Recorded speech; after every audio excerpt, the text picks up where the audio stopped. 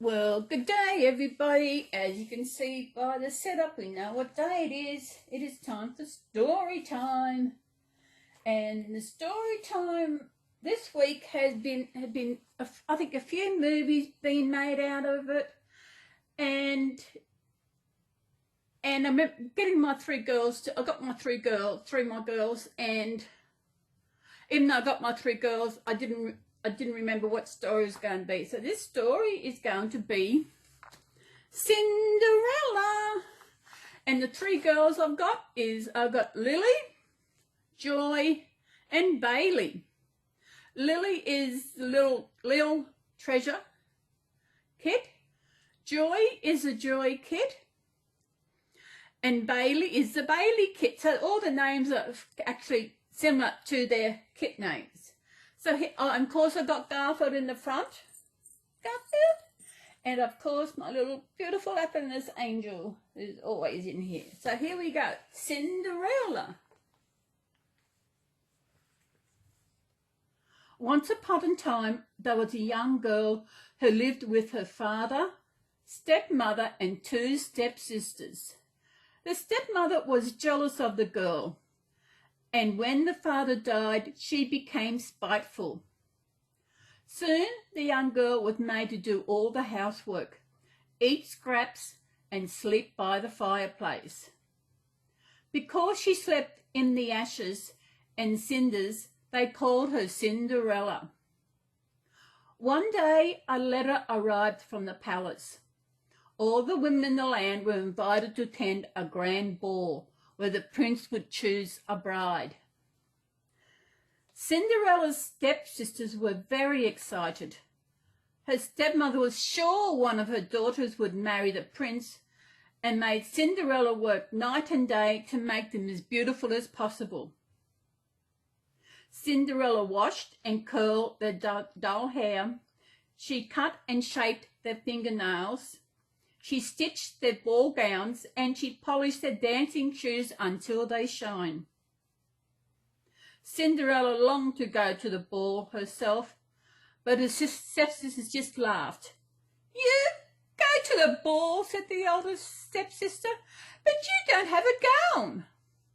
"You go to the ball," laughed the younger sister, "but you are covered in soot and cinders." Tears ran down Cinderella's soot-stained face as she helped her stepsisters into their dresses and jewels.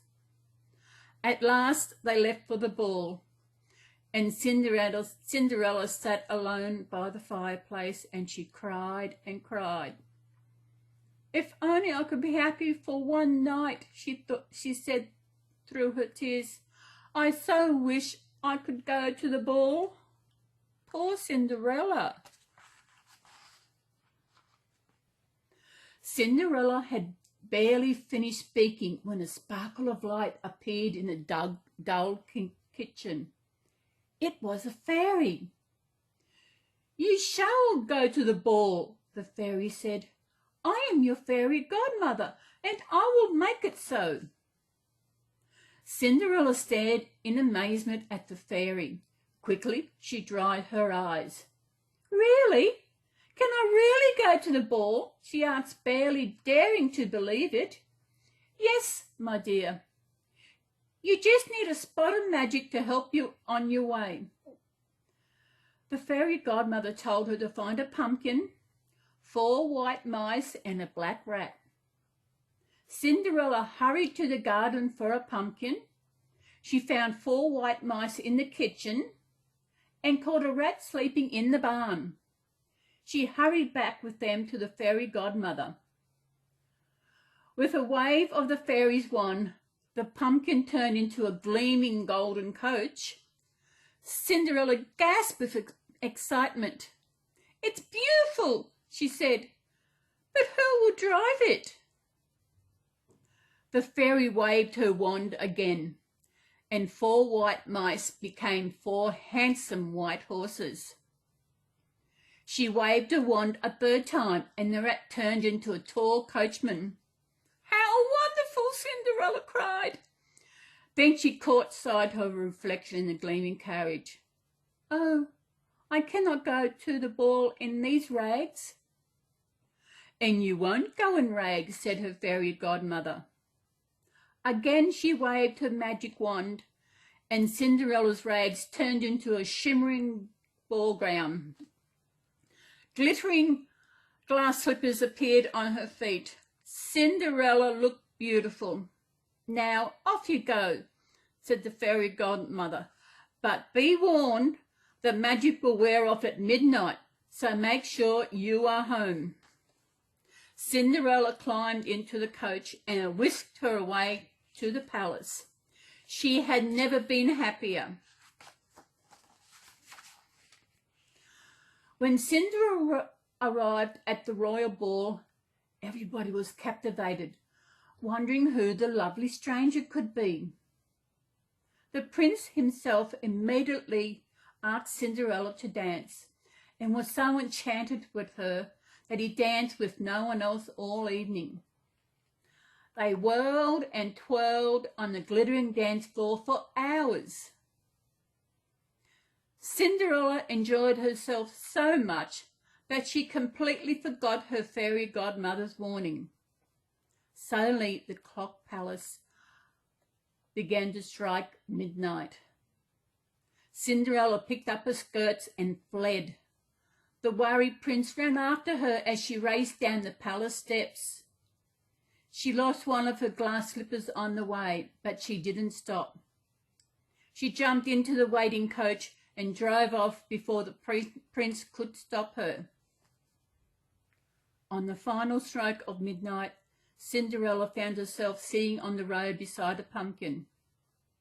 4 white mice and a black rat scattered around her.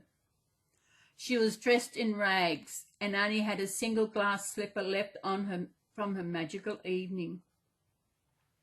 Even if it was a dream, she said to herself, it was a perfect dream. I'm glad she did that.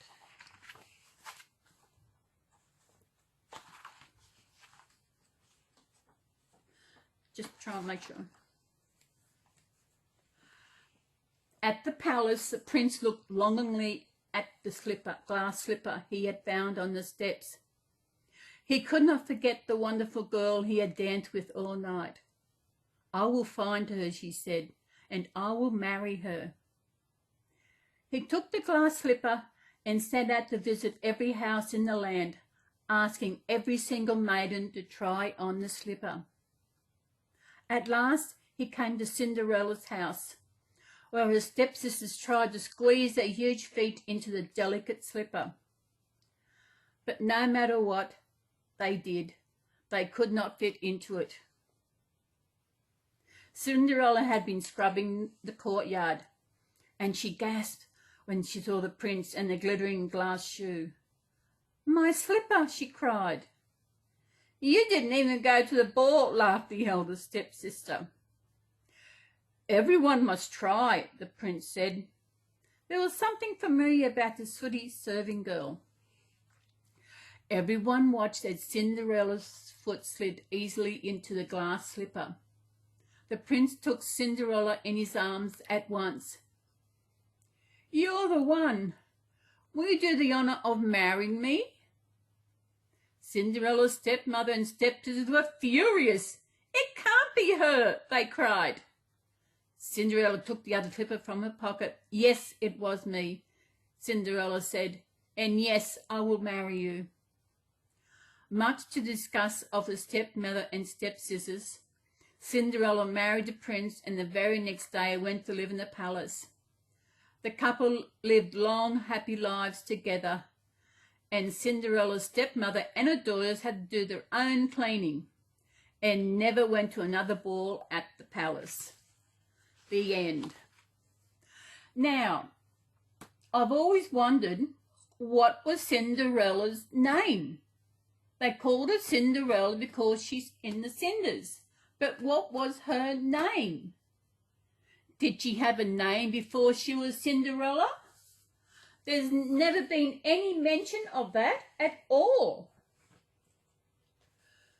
Does anybody else? I don't know why they don't mention her original name. They only say she was Cinderella. Well, I hope you enjoyed today's story. And I will see you tomorrow in my Sunday chat. I've got a few things I want to chat about and different things. So I'm not quite sure how it's going along there. So I look forward to talking to you all tomorrow. And my babies here are very pleased that you are listening to the story today. And I would leave these three here because they're always in separate beds. The same I do every week at story time. The babies I get out for story time.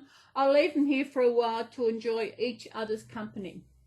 I think Bailey and Lily might just doze off, and Joy, I don't know, she's there poking her tongue out for some reason. Maybe she's mad at Garfield, poking her tongue out at Garfield. I have no idea. So people, I hope wherever you are in this beautiful world, you are having a beautiful day or night or evening, whatever time it may be.